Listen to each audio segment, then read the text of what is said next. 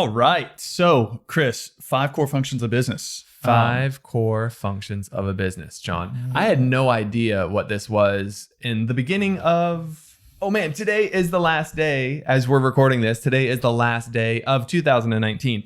At the beginning of 2019, if you asked me what the 5 core functions of the business was, I would say, I don't know what you're talking about. And why are you talking to me about them? I would make something up and John would lie. I would be honest. Straight bull-faced lie, but I would try to make something sound good. It'd be a white lie, which is still a lie, John. So when Chris and I are part of a mastermind, and in this mastermind, we heard of a gentleman, Alex Charfen, and he is basically a ninja when it comes to businesses. I think his business is called the Billionaire Code, and it's all about like the systems and processes for a business that helps you scale it and creates free time for you. So almost all of our coaches are working directly with him, and so through some of our coaches, we heard not only of him but some of his core teachings, and one of them are the 5 core functions of a business. You want to tell me what those are, Chris? No, I want to keep the story going. So We're in this mastermind group, and Stephen Larson, who is the main coach in the group, talked about Alex Charfen. He talked about these 5 core functions of the business. And what was really interesting, he said, is every quarter he looks at his business through the framework of those 5 core functions, and he analyzes it. He just basically gives himself a scorecard for each one of these 5 core functions.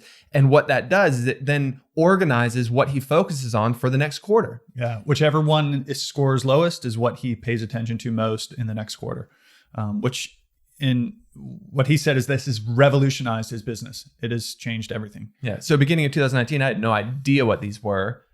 Second quarter of 2019, we were introduced to them, and then we started looking at our business through the framework of these 5 core functions. Are you ready to tell them what they are? Third quarter. Yes, 5 core functions. First one's lead generation. Next one is a lead nurture. The following one is lead conversion. The next one is delivery. Or fulfillment. And then the final one is resell, upsell, or retention. Thank you, Chris. Retention, resell, upsell. It is everything, guys. Like this is, if one of those is not working, your business is not working. In order to create a successful business, all of these need to be worked on. And obviously you focus on one and another one could start to deteriorate a little bit. That's why every quarter we give ourselves a scorecard and say, okay, what out of those 5, where are we and what do we need to pay attention to the next quarter? Yeah. So I don't know if we've talked about it a lot on the podcast, but we've been in business for over 15 years now, owning yoga studios. We've been teaching yoga for longer than that. We were in martial arts world for much longer than that. But for the majority of that time, John and I, our main focus, if we're looking at our business through the 5 core functions, was on delivery and fulfillment. Because our main focus was what is going on in the yoga room, right? How are our teachers teaching? What are they teaching? How can we make the sequence better with this new information about the methodology we use is myofascial methodology. Like we didn't know that for a while. And so we were doing our best teaching, but when we learned it, all of a sudden it was our job to implement this new methodology, this new framework of sequencing into our classes. What I'm saying is all of that is related to the fulfillment of what people are getting when they came into Hot House Yoga. Because we didn't have any idea what the rest of the 5 core functions were, we thought that if we could just if we could do the best on that side of it, that's all we need to do. And so we would create the most excellent experience for people that we could possibly put together. And our businesses still struggle to get to the point of where we actually wanted them to. Now, it made a difference because if you create something remarkable, people remark about it. It's amazing, right? So you put something amazing together, people will tell other people and people will be excited about it. But the people that don't know anything about it, you have to generate this buzz about it, right? You have to create some type of buzz. Like in your business, you are the marketer. You have to take a bullhorn and preach your message, let people know what you do and how you can help them, right? Yeah, totally. So in that fulfillment, what we realized was like consistency is most important. So we focused on that. And part of that consistency was, okay, now we need a coaching program. So we developed a coaching program. And then we were like, man, we need teachers. And in the beginning, we were sending teachers to where we got certified. And all of a sudden we realized, man, it's just not working like that. It's not working for us anymore. So we developed our own teacher training program. And so, but you can see it's all very, very focused on the fulfillment aspect of it. And that was super important. But what we didn't have control over those beginning years was like, how are we generating those leads? Like we were part of the decision-making process, but we weren't leading it. We weren't like being the innovators of it. We weren't creating the promotions. We were like, do you guys like this or not? Yeah, we're like, let's go. And honestly, I didn't care. I didn't care to know about what was going on. I'm like, you guys run with that. I want to focus on the yoga. And then come 2016, we were like, oh, we actually need to care about this because it's now up to us, because that was when we separated the business. So 2016, we did a little bit better than we did in 2015. 2017, we did better than we did in 2016. We have all these numbers. We're not going to share them with you just yet. And then this last year, 2019. 18 was better than 17, and 19 has just been huge. And it is not a coincidence that the year that we learned about the 5 core functions of the business and we started making decisions based on where our leaks were in these 5 core functions, lead generation, lead nurture, lead conversion primarily, and we started focusing on plugging the leaks. We've had our best year ever in 2019. Yeah. We still have today. Wow. We still have today. Let's see how today goes. Yeah. Could take everything down just today. And then once you generate leads, how do you nurture those leads? How do you stay top of mind, right? Because that's the other thing. Like you can put a message out, but how many times does somebody need to see a message? I knew back in the day it was like 7 times.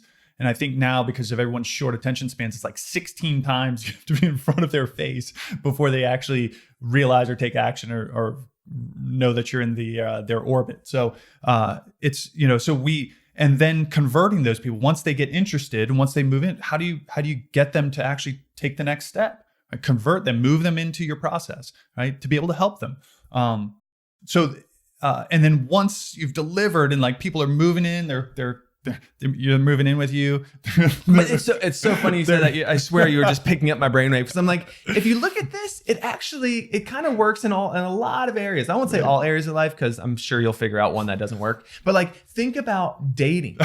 That's so funny. I was thinking about dating, right? You were thinking about dating because I picked up on what you were putting out. And so like, you don't go and meet someone and say, hey, do you want to marry me? I love you. No, because they would run away. Mm-hmm. Or, hey, do you want to move in? Right? So you got to like generate the lead and be like, hey, would you like to, go have some coffee or tea or go have some lunch, right? You're not even going for dinner. And I think even before that, because that's kind of lead conversion, I think even before that, it's lead generation where you make eye contact, right? You see them and then you look away and you pretend like you didn't see them, right? You start that interest, right? That's the generation. There's an attraction. You start showing up at the same place they show up. You kind of like, you see them a few times. There's the lead generation piece. Yeah, right? Totally. But then the nurture is like, hey, how you doing? What's like, what do you like? Do you want to? Because then you got to ask, right? So you're like, the attraction happens, and then when you ask the person out, then it's like, now the lead has been generated. Like they know you're interested. Yeah. Their nurture is now like, what do you do? Do you go have lunch? Do you go have coffee? What do you like? What's that process look like? And how many of those do you do? So you're not like one coffee and you're like, let's move in. I love you. You then say, hey, let's do this again. Hey, let's do this again. When I after the first lunch date with my wife, I got like the side hug with the tap out. The hugs when like you're not like squeezing, holding. You're like, you get a little squeeze and then it's like, okay, that's enough. That's what I got. I thought it was done. Could be a friend hug. I ended up in the friend zone. No. But that was like, wait a second. I thought that went way better than she did, I think. And so I haven't nurtured enough. So I need to ask her out again and again and again. But you see, at that point, the conversion is like, okay, we're dating. It's official. Meaning it's official. Can I say I'm in a relationship on Facebook? Right? That's the day that it's official. Yeah. Not really. Change your status on Facebook. Yeah, you got to change your status. But if you look at that, it's the same framework. Like when you ask somebody to come in, you're giving them an introductory deal. Mm-hmm. Now that introductory deal, like, should help them in the process of however long that introductory deal is and however many touch points there are, how many classes are involved. Like that is the nurturing process. And then the conversion is how do you get them into a membership versus dating, which is, hey, will you just be exclusively my girlfriend or my boyfriend? Yeah. Right. And then delivery is showing up, right? Yeah. And in the relationship world, not as your representative, but like now showing up as you, like who you really are. Because in the generation and the nurture process and the conversion process, it's not you really there. It's your representative. It's totally representative. Like this is the me I want you to believe is me. The best version of myself. Yeah. And then retention is putting in the work. And this is, I think, and I was steering off into a relationship conversation, but this is where relationships fail, is one person or both people stop trying. The retention piece, it's the resell upsell, right? You stop trying, you stop putting in the effort. It's usually around the two-year mark, I think, is what 5 Love Languages, Gary Chapman, the author of 5 Love Languages, says, is that 2-year mark is when we get comfortable. We get caught in the this experience of it's the idea of familiarity. You're so comfortable with the person that you stop putting in the work. Yeah. And so if you had, like, as far as your business is concerned, if you had someone stay with you for 2 years, that is huge. The lifetime value of that person, like, you have done a great job. But what we're saying, not in relationships, this is almost like a relationship podcast now, is that you have to keep putting in the effort once they've converted meaning they're a member now, right? Yeah. The high watermark for yoga studios to get leads from the generation to the nurture to the conversion is like, now they are a member. They're paying you every month to practice. And how are you, like, again, how after they've signed up for the membership, the retention is, how are you handling them? Meaning, how are you taking care of them? What are the touch points? Are you still talking to them about it? Like, are you still caring about their experience? And then that's, for us, what we've really organized really well at this point is that fulfillment aspect of it, knowing that the consistency that they get, the care, the love, like we know what our teachers are teaching. We know the methodology that they're teaching. So we understand that the consistency is there so that they're getting the quality of the experience that they're looking for each and every time they come into practice. Yeah. I think that's as deep as I want to go into it right now. What we're going to do is we're going to break down each segment of these 5 core functions. So next episode, we're going to talk about lead generation and what we're doing right now, what we've implemented that has changed the game. So, and then we'll talk the following episode on lead nurture and ways that you can do that better. And then we'll go through all 5 of them and tell you what we've done right, what we've done wrong, how we failed, the mistakes that we made, and what we've done to shore up those mistakes. Now, what's important is for this episode is just starting to look at your business through the framework of these 5 core functions. Yeah. Because what ends up happening, and this is what happens for us, is like for years, we focused on fulfillment and that was our focus. And we realized, man, that's really good right now. And then 2016 happened. We're like, whoa. Well, we didn't know what it was then. 2019, we learned about the 5 core functions and we're like, whoa, okay, now this lead generation, nurture, and conversion thing, that's the biggest gap that we have in our business. So it's like, I'm not ever expecting that all 5 will be perfect, because as I focus on one, I'm taking my attention away from the other.